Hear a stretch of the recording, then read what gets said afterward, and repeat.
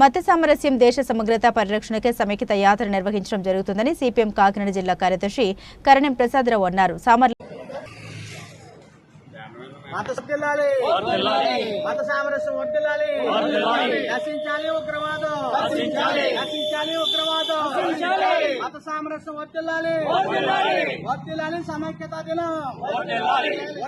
సమైక్యతా దినం. జిందాబాద్ సిపిఎం.